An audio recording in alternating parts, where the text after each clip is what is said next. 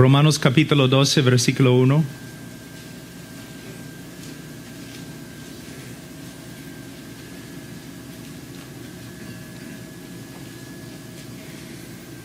Así que, hermanos, os ruego por las misericordias de Dios que presentéis vuestros cuerpos en sacrificio vivo, santo, agradable a Dios, que es vuestro culto racional.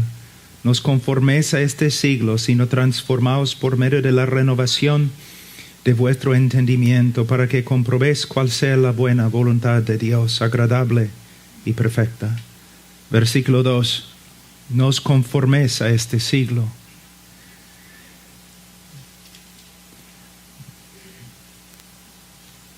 Un hombre está en peligro cuando no se da cuenta que está en peligro. Muchas veces en nuestra cultura, aún los cristianos caminan como en una amistad con el mundo y no se dan cuenta cuán peligroso es el mundo. Muchos pastores, muchos padres también tienen una relación demasiado amistosa con el mundo y no se dan cuenta que el mundo y todas sus ideas, sus herejías son peligrosísimas. Mira, Jesús dijo que el diablo mata. El diablo mata. Muchos piensan que el diablo mata por medio de poseer a personas y un montón de cosas así.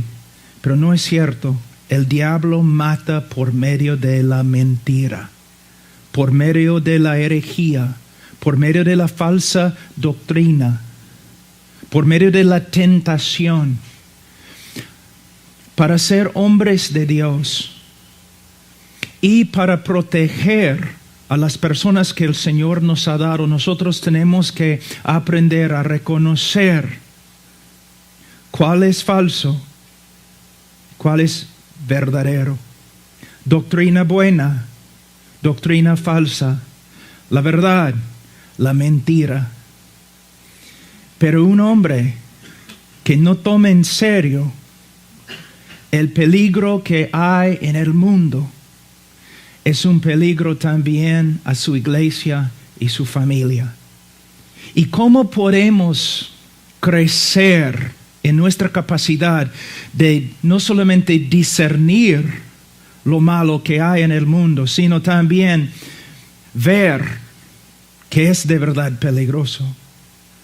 Solo por medio de separarnos del mundo, separarnos del pecado, separarnos de las influencias que el diablo usa y renovar nuestras mentes en la palabra de Dios.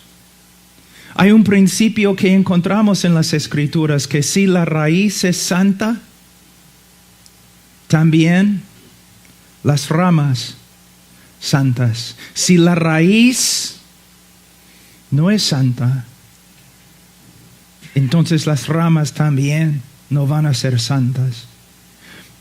Podemos decir eso con respecto a la iglesia. Si tenemos un pastor que está andando en el mundo, que está siendo poco a poco más conforme al mundo, él va a ser un peligro en la iglesia. Si tenemos un padre, y muchos de ustedes son padres, que camina en una relación amistosa con el mundo, eso también va a hacer daño a su esposa y a sus hijos. Nosotros tenemos que darnos cuenta que en el día de juicio no solamente soy responsable por mí mismo, sino también soy responsable por las personas que el Señor me ha dado. Más autoridad que tengo, más responsabilidad que tengo. Muchas veces los pastores quieren hablar de su autoridad espiritual, pero no se dan cuenta en el día de juicio van a tener que dar cuentas al Señor por la autoridad que tienen y cómo han usado su autoridad. También los hombres, ¿no? En sus familias, mujer, debes someterte a mí porque yo soy la cabeza, yo soy la autoridad. No creo que vas a estar hablando así en el día de juicio.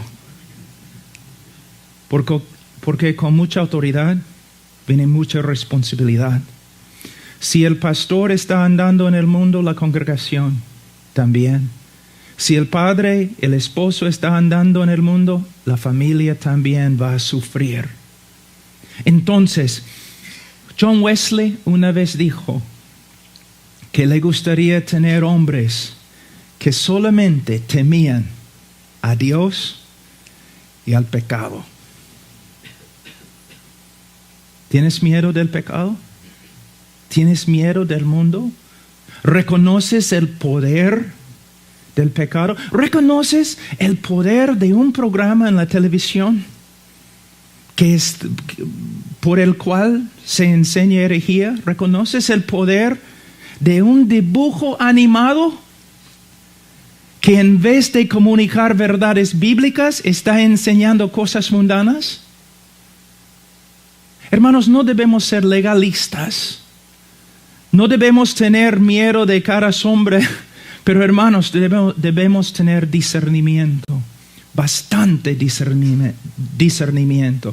¿Por qué? Si el diablo pasa por la puerta ahora y entra anunciando que él ha llegado y él es el diablo, todos nosotros vamos a reconocerlo y vamos a estar en contra de él, vamos a evitarlo. Pero él no entra así. Él no entra así. Él entra como una luz. Es lo mismo en la familia, es lo mismo en la iglesia. Para discernir la voz del mundo, nosotros no necesitamos estudiar el mundo. Pero para discernir la voz del mundo solamente necesitamos estudiar la verdad. Renovar nuestras mentes en la verdad y vamos a empezar a reconocer cuando la mentira entra. Cuando la mentira está influenciando nuestra familia o nuestra iglesia.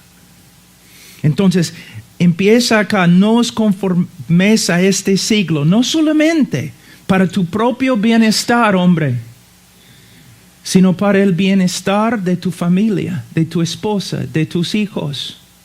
También, si eres pastor, para el bienestar de tu iglesia. Y no solamente los pastores, cualquier hombre en la iglesia va a tener una influencia.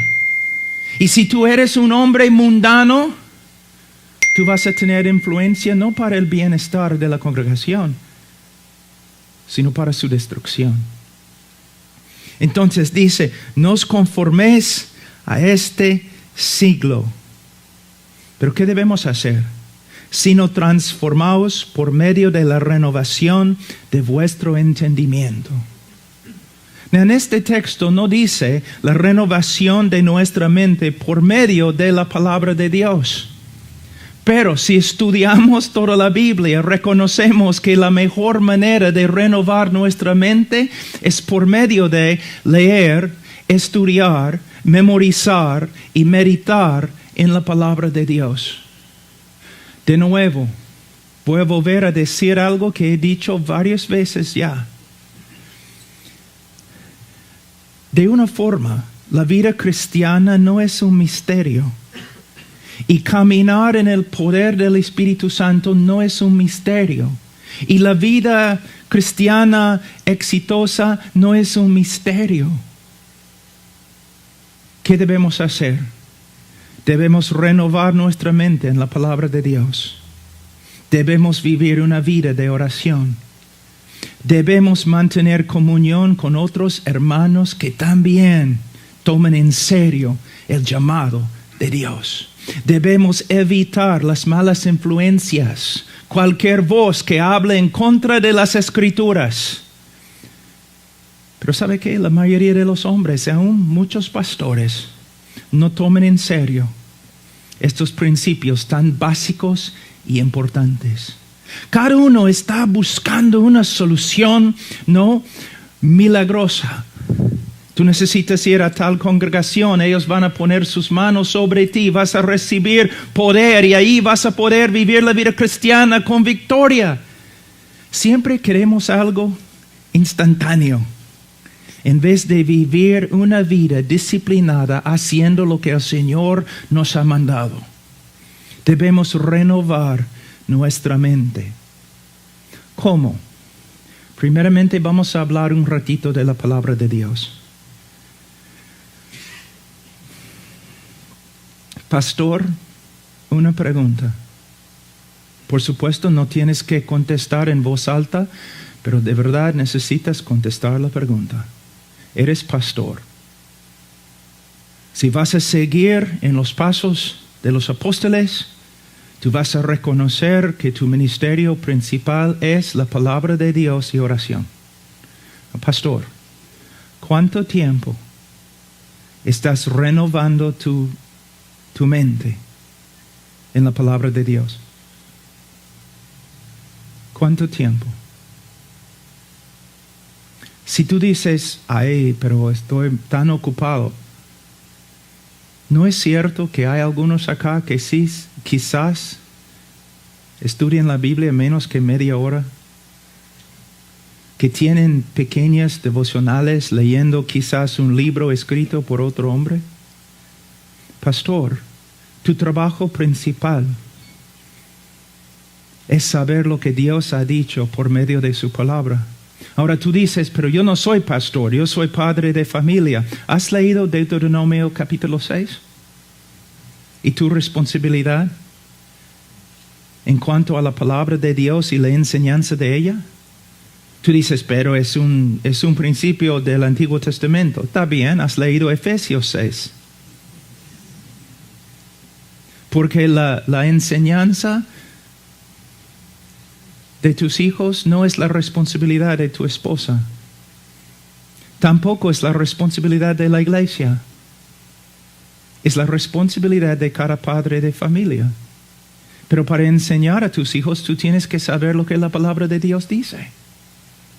Ahora, un ratito solamente para ver una ilustración de un hombre que tome en serio la palabra de Dios. Vamos a Salmos, capítulo 1.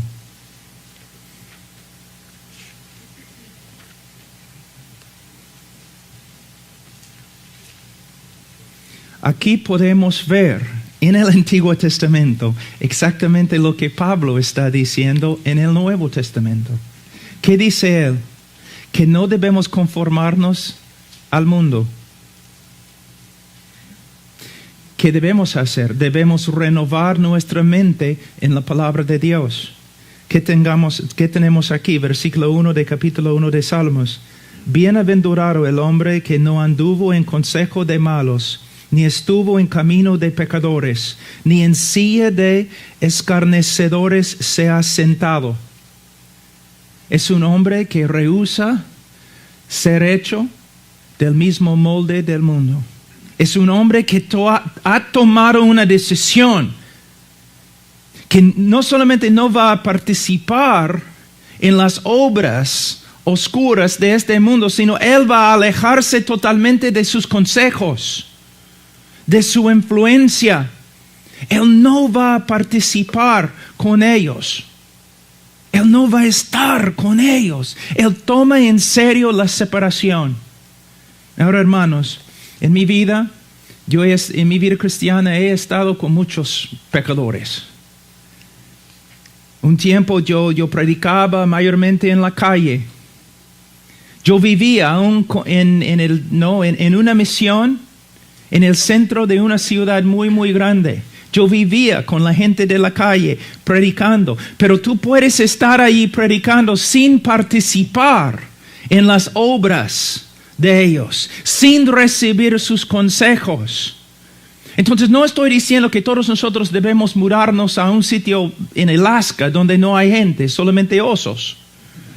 No estoy diciendo eso, pero lo que estoy diciendo es que tú tienes que tener la convicción que cualquier mentira me puede contaminar. Debemos evitar todo lo que no está de acuerdo con las Escrituras.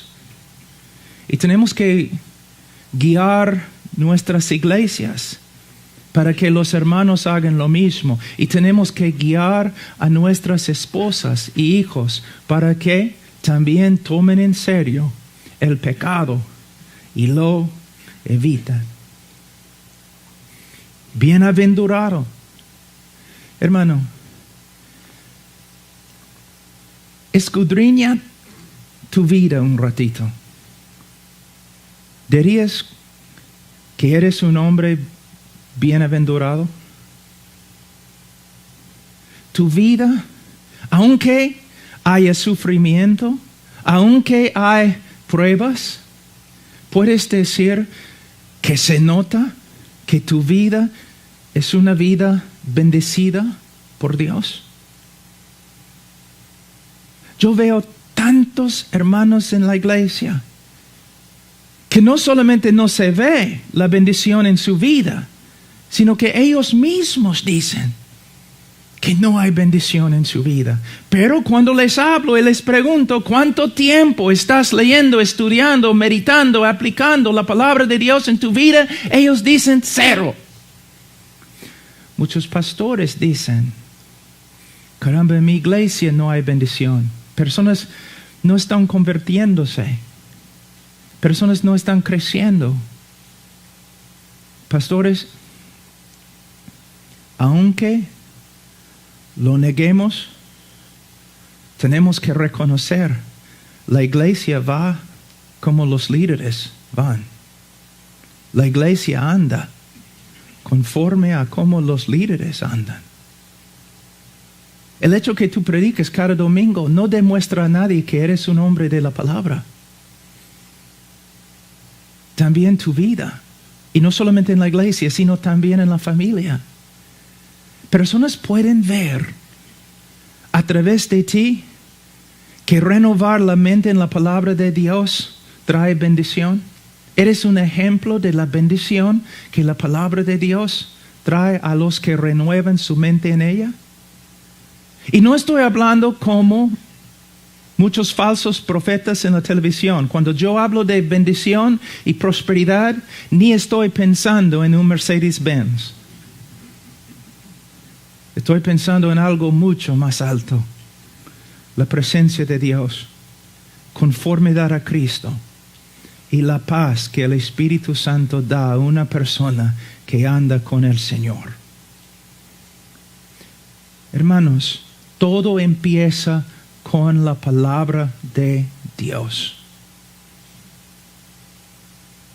Ahora, dice, bienaventurado el varón que no anduvo en consejo de malos, ni estuvo en camino de pecadores, ni en silla de escarnecedores se ha sentado. No tiene nada que ver con las ideas del mundo. Versículo 3. Versículo 2. Sino que en la ley de Jehová está su delicia, y en su ley medita de día y de noche. Medita. Si medita en la ley, es porque también ha memorizado la ley. Y si ha memorizado la ley, es porque también ha estudiado, leído y ha estudiado la ley. ¿Puedes ver la relación que el hombre bienaventurado tiene con la ley de Dios, con la palabra de Dios? También podemos ver esto en las epístolas de Pablo, en Colosenses y Efesios. ¿No es interesante que cuando Pablo habla de la llenura del Espíritu Santo, él describe algunos resultados y los resultados son casi los mismos como en Colosenses, donde él demuestra el beneficio de meditar en la palabra de Dios, de tener la palabra de Dios, la palabra de Cristo en el corazón? No me hables. Mira, yo hablo bastante de la llenura del Espíritu Santo. Yo veo la necesidad de la llenura del Espíritu Santo, pero no me hables acerca de la llenura del Espíritu Santo sin hablarme de la palabra de Dios.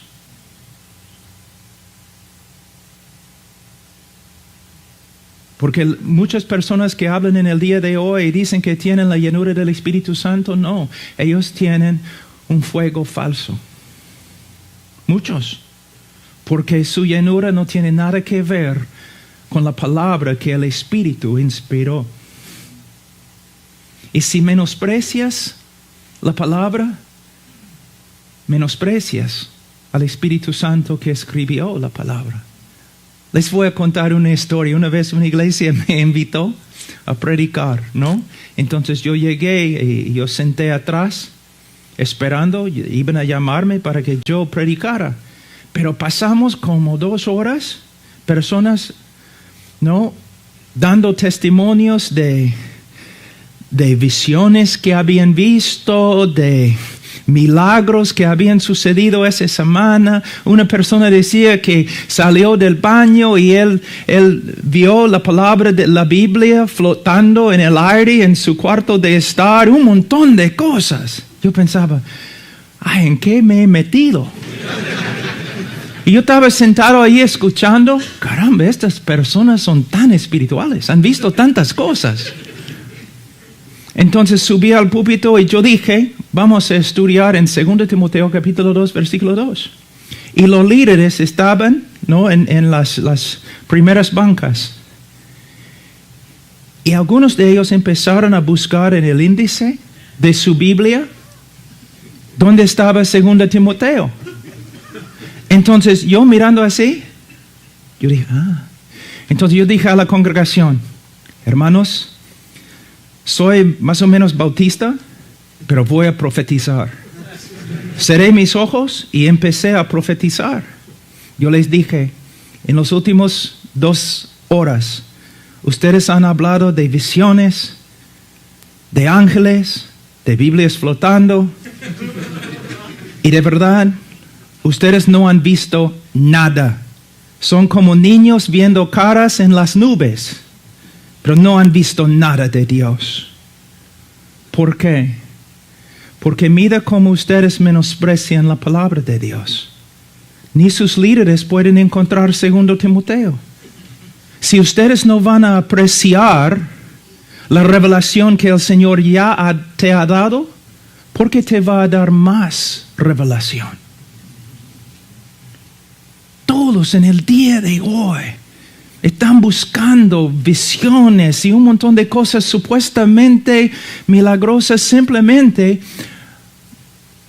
porque son hombres carnales que no saben cómo decir no a la carne y sí al Espíritu Santo y estudiar la Biblia y estudiar la palabra de Dios. No quiero ser ofensivo, pero quiero hablar la verdad. Y por medio de estas revelaciones, personas no están andando en santidad, están andando en carnalidad. Para ser hombres santos, para ser hombres bienaventurados, ¿qué necesitamos hacer? Lo que la Biblia dice. ¿Y qué dice? Sino que, versículo 2, sino que en la ley de Jehová está su delicia, y en su ley medita de día y de noche. De día y de noche en hebreo significa de día y de noche. ¿Qué significa cuando hay luz y cuando no hay luz? ¿Qué significa en el día y en la noche? Solamente para que sepan, para que no se confundan. ¿Qué significa siempre? Siempre. Siempre. Ahora, algo muy importante, y de verdad he venido acá, es como 5 días, he aprendido bastante de los alumnos, porque anoche yo estuve hablando con el hermano Rubén y él estaba enseñándome algunas cosas que el Señor le había enseñado, y algo muy, muy hermoso, que aquí en versículo 2, y en toda la Escritura, dice, sino que en la ley de Jehová está su delicia. Debemos pensar un ratito, cuando David dice la ley de Jehová, ¿no? Hay varias leyes como, ¿no? No debes matar. ¿Cómo puede una ley así ser una delicia? ¿No? O hay ciertos animales que no debes comer. David estaba allí pensando, ay caramba, qué maravilla. Hay algunos animales que no debo comer. Y no debo matar. ¡Wow!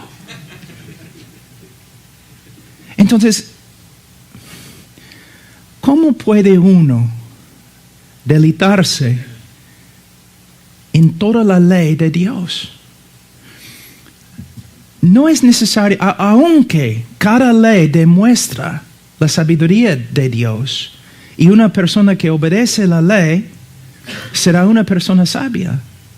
Pero se puede deleitar en la ley de Dios, porque la ley revela quién es Dios, la naturaleza de Dios. Por ejemplo, Dios dice, no matarás. ¿Cómo puedo alegrarme, gozarme en este mandamiento? Demuestra que Dios es justo. Un Dios totalmente confiable. Un Dios que nunca me va a traicionar. Entonces, cada ley, cada cosa que encontramos en las Escrituras es una revelación de quién es Dios. Ustedes recuerdan lo que Jesús dijo a los fariseos. Ustedes siempre están escudriñando las Escrituras, pensando que simplemente en las Escrituras, en los principios y las leyes y todos, ustedes van a tener vida. Pero estas leyes, estas Escrituras testifican de mí. El propósito de todo lo que se encuentra en la Biblia es para llevarnos a Dios y revelarnos a Dios.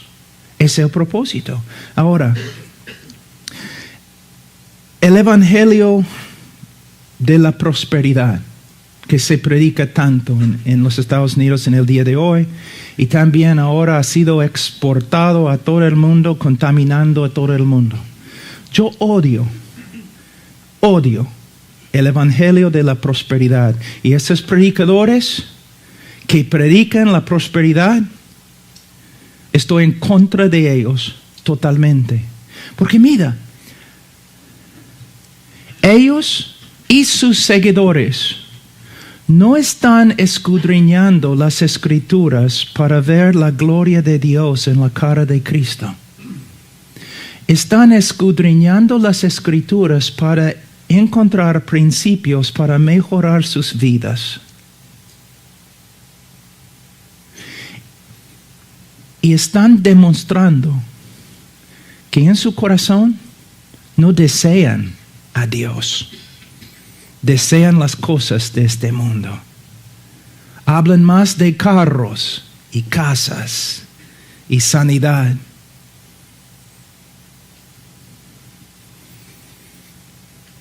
¿Me entienden, hermanos?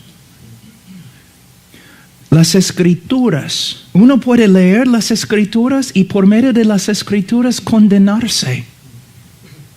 Pero nosotros leemos las Escrituras. ¿Por qué? Porque hemos encontrado una joya. Su nombre es Jesús.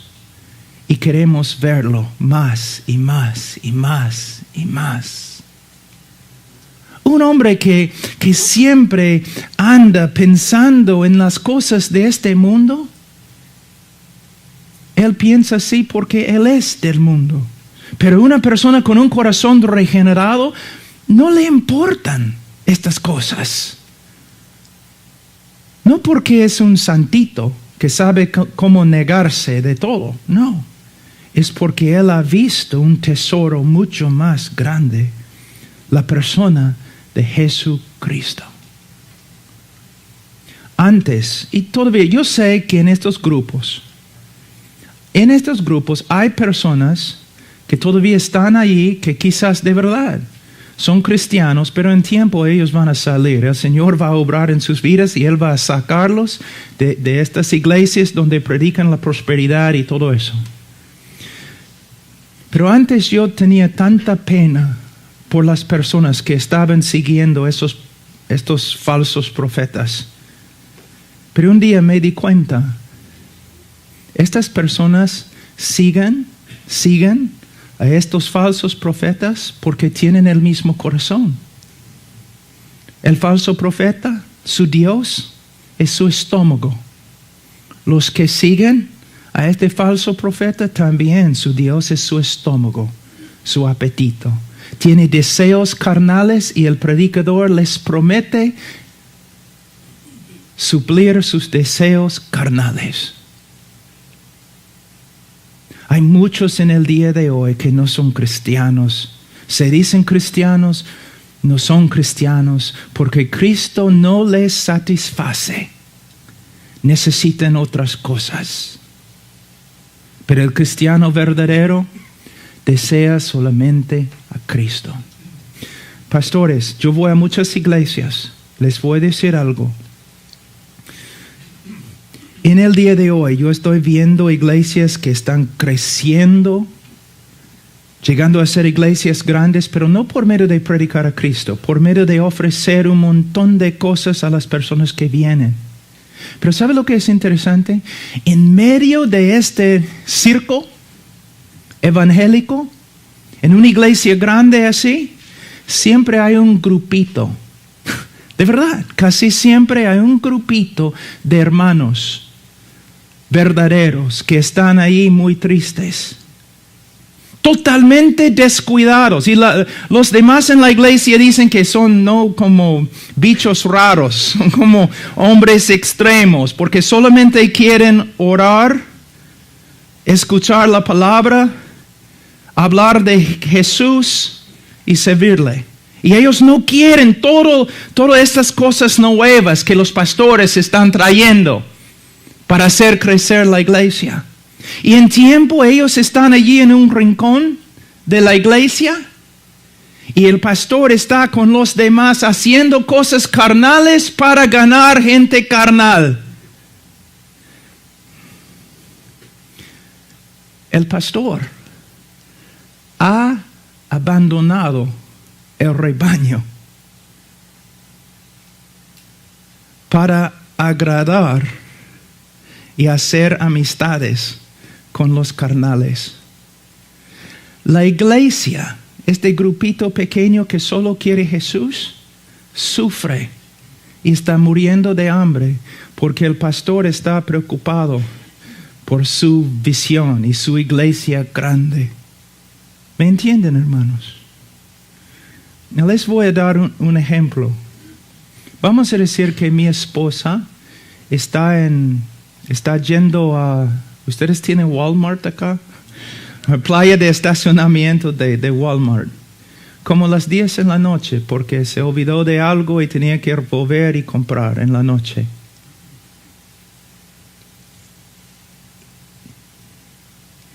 Y 3 hombres atacan a mi esposa. 3 hombres atacan a mi esposa. Y tú estás caminando por acá. Y tú ves lo que está pasando, pero tú no haces nada. Quizás por causa de la autopreservación, por causa de temor, tú no haces nada. Cuando yo me entero de lo que ha pasado, yo voy a buscar a estos 3 hombres. De verdad. Pero luego, después de encontrar a estos hombres, yo te voy a buscar. Porque en vez de proteger mi esposa, tú corriste. Yo te digo, en el día de juicio, muchos pastores, va a ser horrible. Porque en vez de defender la esposa de Cristo, ellos corrían. En vez de dar su tiempo pastoreando un rebaño de personas que solamente querían a Jesús, ellos estaban por acá dando alimentos carnales a hombres carnales para hacer crecer su iglesia. ¿Me entienden, hermanos? Por eso es tan importante que nosotros nos centremos en la palabra de Dios y la palabra de Dios sea nuestra delicia. Y que nosotros estudiamos la palabra de Dios no para encontrar principios para que tú puedas tener tu mejor vida ahora. No. Yo quiero ver a Él. Yo quiero ver a Él. Y Él está en cada página, en cada versículo, en cada palabra, en cada letra. Él está. No me hables de otras cosas. Yo amo la ley de Jehová, pero amo la ley de Jehová porque me muestra Jehová. A veces personas se han acercado a mí y me han dicho, Pablo, yo doy gracias al Señor que te he conocido y tu ministerio. Le doy gracias al Señor que he conocido tu ministerio, porque a través de ti conocí a John MacArthur. O John Piper, Carlos Spurgeon. Y yo, mi cara, está bien, hermano. Mira, la palabra de Dios tiene un propósito: mostrarnos a Dios. Y Él es el tesoro más grande. Vamos un ratito a ver un poco más en Salmos. Será como árbol plantado junto a corrientes de aguas. Y Él será así si está en el púlpito o si está en el hospital. Él será así si está rodeado por hermanos que le aman. Y Él será así si está en una cárcel rodeado por sus enemigos. No depende de las circunstancias, porque hay algo más fuerte en Él que las circunstancias. La palabra de Dios y la obra del Espíritu Santo, obrando con la palabra para fortalecer su vida y para asegurar que sea un hombre bienaventurado. Y dice, será como árbol plantado junto a corrientes de aguas que da su fruto en su tiempo y su hoja no cae y todo lo que hace prosperará. Hay algo muy bonito acá para los maestros de la prosperidad, porque ellos usan este texto bastante, ¿no es cierto? Tengo una pregunta. ¿Los árboles fructíferos comen su propio fruto? No. Ahí es el problema con el movimiento de prosperidad. Ellos quieren llevar fruto para comer su propio fruto. Árboles no son así. Tú ves un árbol ahí en el campo comiendo su fruto, tú debes correr. Un hombre fructífero es una bendición a todos los que están alrededor de él. Podemos ver eso. Mira, Abraham, un hombre fructífero, sí. ¿Sabe qué? De una forma Lot, el Señor bendecía a Lot por causa de ¿quién? Abraham. Hay predicadores a través de la historia de la iglesia que han sido una bendición para todos. Murieron en pobreza. Pablo, sin cabeza, murió. Pero hasta el día de hoy, un árbol fructífero. Nosotros debemos ser hombres fructíferos. Y aquí es algo muy importante, no solamente con respecto a la prosperidad, sino también con respecto a lo espiritual, el fruto espiritual. Y hermanos, ya he hablado de eso, voy a hablar de nuevo. Hermanos, si llevamos fruto, es no solamente para nuestro bienestar. Un hombre fructífero, su esposa va a ser bendecida por su fruto. Sus hijos, ¿cuántos textos hay en la Biblia que habla de la bendición de los hijos cuando su padre anda conforme a la palabra de Dios? Pastores. Hay pastores totalmente desconocidos. Nadie conoce, nadie sabe su nombre. Pero en el cielo en ese momento se nota, se proclama su vida, su nombre. Hombres fructíferos que han bendecido.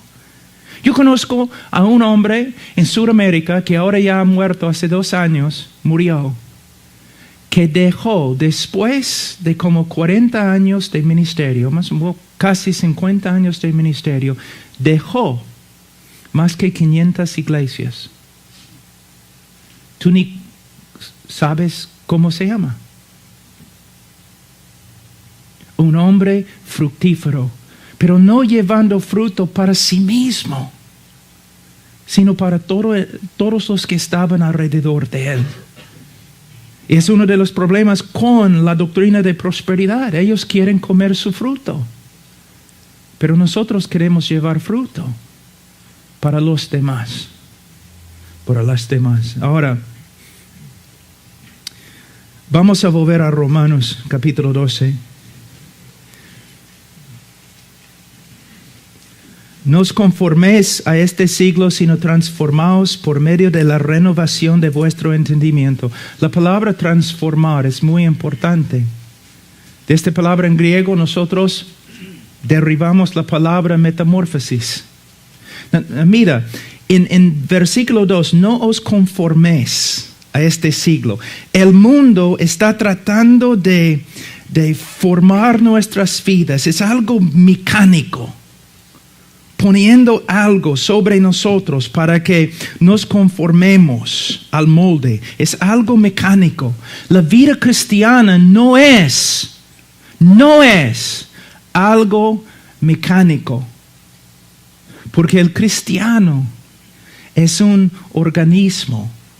El cristiano y el cristianismo es algo que vive. Y nosotros nos transformamos no por medio de tratar de disciplinarnos en la carne. Nosotros somos transformados orgánicamente por la vida de Jesús. Por el Jesús que vive dentro de nosotros. No tengo tiempo, pero Juan capítulo 15. Él es la vid. Mira, a veces yo creo que nosotros pensamos que somos baterías. ¿Cómo? Bueno, si tu batería no tiene energía, ¿qué haces? Tú puedes enchufar un cable, ¿no? Y cargar la batería. Y cuando la batería está muy cargada, ¿qué haces? Desenchufes la batería y andas con tu poder, ¿no? La vida cristiana no es así. Muchos piensan, ya voy a tener mi tiempo devocional de 10 minutos y voy a cargar mis baterías y luego voy a andar sin Cristo todo el día. Hermanos, más común que lo que pensamos. Mira, una vid y un pámpano.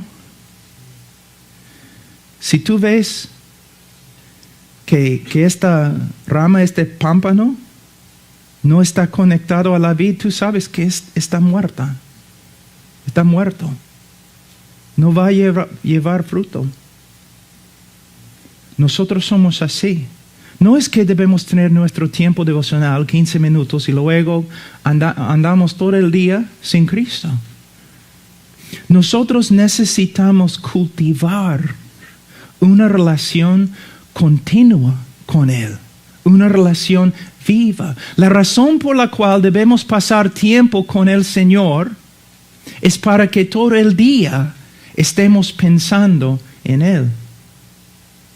Necesitamos aprender cómo cultivar la presencia del Señor, cómo orar sin cesar, pero solamente podemos cultivar una disciplina por medio de orar en tiempos definidos cada día. A veces cuando hablo con los pastores son muy... ellos saben cómo hablar para evitar la pregunta. Yo, pastor, ¿cuánto tiempo oras? Bueno, yo personalmente, yo no tengo un tiempo de oración. Simplemente oro todo el día. Y yo digo, no es verdad. No es verdad. Tú no lo haces. ¿Cómo sabes? Porque la capacidad de caminar con el Señor todo el día y orar sin cesar, esta capacidad se desarrolla en tiempo privado con el Señor, en un tiempo definido. Aprendemos cómo orar sin cesar por medio de tiempos fijos de oración. Hermanos, es verdad. Es verdad, hermanos. Todos dicen que Spurgeon era quizás el mejor predicador desde los apóstoles. Bueno, es uno de ellos, es cierto. Y sabe que un día, cuando todos los hombres que han escrito las biografías de Spurgeon lleguen al cielo, yo creo que Spurgeon les va a dar duro. Porque mayormente en las biografías, ¿sabe lo que yo he escuchado? Spurgeon era el predicador, el más grande predicador del cristianismo moderno, porque tenía una memoria fotográfica, porque era un hombre tan inteligente. Hermano, Spurgeon era un hombre de oración. Spurgeon dijo, yo tengo la cita, Spurgeon dijo, sería mejor para él enseñar solamente a un hombre cómo orar que enseñar 10 hombres cómo predicar. Él puede decir eso. ¿Por qué? Porque él creía en la indispensabilidad de la predicación y el estudio. Pero él estaba enfatizando una verdad muy importante: la oración. A.M. Bounds, él oró de 4 en la mañana a 8 en la mañana, los muchos años de su ministerio. Jorge Müller, el apóstol Pablo, o si queremos, podemos ir al libro de Lucas y podemos ver la vida de oración de nuestro Señor Jesucristo. Muchos dicen que si pudieran escoger un momento en la vida de Jesús para ver, ¿no? Ellos dicen, yo escogería ver a Jesús predicando el sermón del monte o sanando a los enfermos. Si yo pudiera ver, si yo pudiera estar presente para ver algo en la vida de Jesús, me gustaría estar con Él cuando estaba orando. Wow. ¿Sabe qué? ¿No es interesante que ningún discípulo llegó a Jesús preguntando, enséñame a predicar? Ninguno dijo, enséñame a echar fuera demonios. Ninguno dijo, enséñame cómo caminar sobre el agua.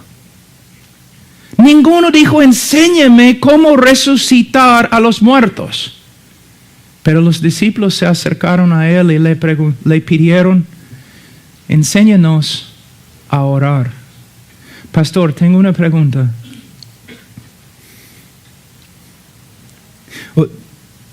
Yo pasé un tiempo en una iglesia con un predicador que se conocía años atrás, casi 30 años atrás, que se conocía como el mejor orador en cristianismo. Mejor orador en cristianismo.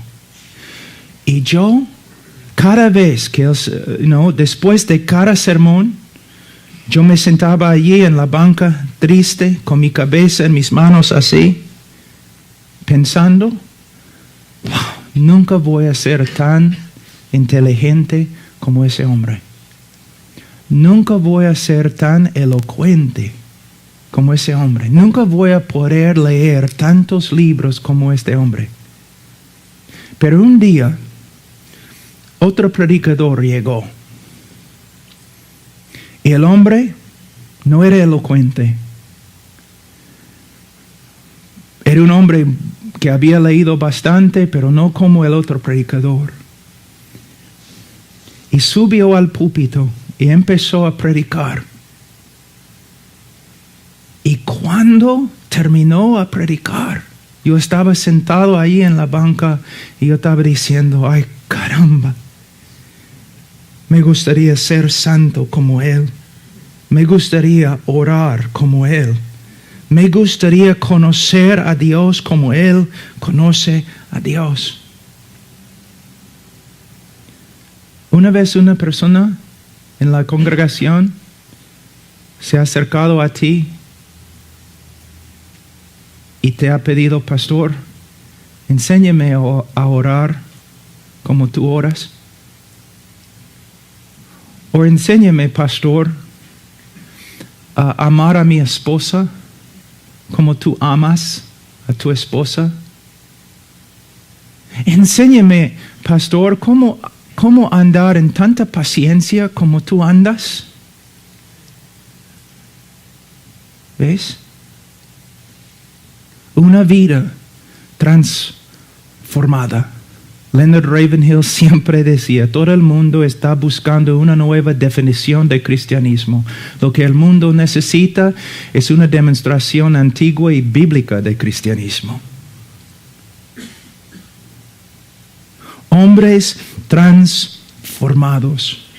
Ahora, hemos hablado un poco acerca de la palabra de Dios, pero quisiera un ratito ir a Efesios. Y especialmente para algunos alumnos quizás que están acá. Capítulo 1. Como les dije, yo creo que los primeros capítulos de Efesios contienen la doctrina más profunda en todas las escrituras. Pero en medio de estos 3 capítulos, ¿qué encontramos? 2 oraciones. Pablo recibía las doctrinas, su enseñanza del Señor. Pablo vivía las doctrinas y Pablo comunicaba las doctrinas. Pero no solamente eso, sino versículo 15 de capítulo 1. Por esta causa también yo, habiendo oído de vuestra fe en el Señor Jesús, de vuestro amor para con todos los santos, no ceso de dar gracias por vosotros, haciendo memoria de vosotros en mis oraciones, para que el Dios de nuestro Señor Jesucristo, el Padre de gloria, os dé espíritu de sabiduría y de revelación en el conocimiento de Él, alumbrando los ojos de vuestro entendimiento, para que sepáis cuál es la esperanza a que Él os ha llamado y cuáles las riquezas de la gloria de su herencia en los santos y cuál la supereminente grandeza de su poder para con nosotros los que creemos según la operación del poder de su fuerza. Entonces, ¿qué podemos ver? Pablo no solamente enseñaba correctamente, Pablo oraba por los que estaban recibiendo sus enseñanzas, sabiendo que sin la obra del Espíritu Santo, nadie va a entender como debe entender. Hay muchos jóvenes que ellos aprenden cómo hacer la hermenéutica y lo hacen mejor que yo. Pero ellos piensan, bueno, tengo el contexto histórico, tengo el contexto gramático, he visto todo en el griego, el hebreo, he visto la relación entre las frases y las preposiciones, tengo todo precisamente interpretado y voy y enseño y salgo y he hecho mi trabajo. No, no has hecho tu trabajo. Un sermón es más que la gramática correcta. Un sermón es la manifestación del poder del Espíritu Santo mientras el predicador está enseñando las verdades de la palabra de Dios. Y un sermón preciso, perfecto, hermenéutica excelente, sin la oración. Pablo, ¿cómo puedes decir tal cosa? Bueno, mira Pablo. Enseñaba, oraba. Enseñaba, oraba. Enseñaba, oraba. La palabra de Dios es la espada. ¿De quién? El Espíritu. Entonces, es la obra del Espíritu Santo a través de la palabra infalible de Dios, revelando a Cristo a la congregación. Podemos ver de nuevo una obra trinitaria. El Padre, el Hijo, el Espíritu Santo. Todos obrando a través del predicador mientras él predica la palabra de Dios. Pastores, yo sé lo que la carne odia. Yo sé. De hecho, tú puedes organizar tu día y tu vida basado en lo que tu carne odia. La carne odia el estudio de la palabra y la carne odia la oración. Pero ¿qué dijeron los apóstoles? No podemos dejar el ministerio de la palabra de Dios. No podemos dejar el ministerio de la palabra de Dios y de oración. Intercesión. Y un hombre que tiene el don de predicar y sabe hacer la hermenéutica perfectamente, pero no ora, también está en peligro de llegar a ser un hombre muy orgulloso. Y en tiempo, un hombre muy inútil. Pastores, yo sé que es difícil a veces orar, levantarnos muy de mañana como Jesús en el libro de Marcos. Pero yo te digo algo. Si comienzas a orar un día, el próximo día sería un poco más fácil. Y el próximo día un poco... Es algo que empezamos a aprender. Muchas personas me dicen, pero Pablo, yo oro y es como un cielo de bronce sobre mi cabeza. Sí, por eso oramos por fe, hermano, no por medio de lo que podemos sentir. Pero hay una cosa que les voy a enseñar para terminar, que un hermano muy anciano me enseñó hace muchos años. Alguien le preguntó, ¿cuánto tiempo oras? Y él contestó,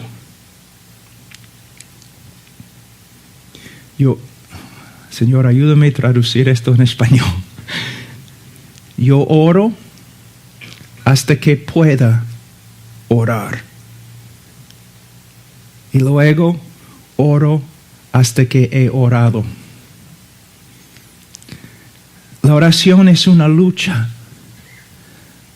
A veces nos ponemos de rodillas y es difícil. Pero seguimos con tenacidad. Porque sabemos que es necesario entrar en su presencia. Es necesario entrar allí. Es necesario luchar, pelear hasta que sepamos que de verdad estamos orando. Y que Él de verdad está escuchando. Hombres de oración. Y en la oración, y por medio de la oración, Dios puede llegar a ser tan real. Mi vida cristiana se basa en el hecho que Dios ha dicho, Cristo ha dicho, yo estoy contigo, nunca te voy a dejar. Pero a la vez, un predicador, en su vida, la presencia de Dios puede llegar a ser tan real que él sabe que Dios está con él. No solamente por causa de la promesa, sino porque Dios ha llegado a ser una realidad constante en su vida. Este libro es la palabra de Dios y toda nuestra vida debe basarse en ella. Pero la vida cristiana es más que un libro. Es la presencia, la vida y el poder de Dios, de un Dios que todavía vive y actúa poderosamente en su pueblo y en su predicador. Hermanos, tienen que cultivar su relación con Él. Y esta relación y todos tus pensamientos y tus actos tienen que basarse en este libro. Estas verdades escritas por el Espíritu Santo. Pero a la vez, ustedes tienen que pasar tiempo de rodillas ante Él, hasta que su realidad llegue a ser la realidad más grande en tu vida. Dios les bendiga.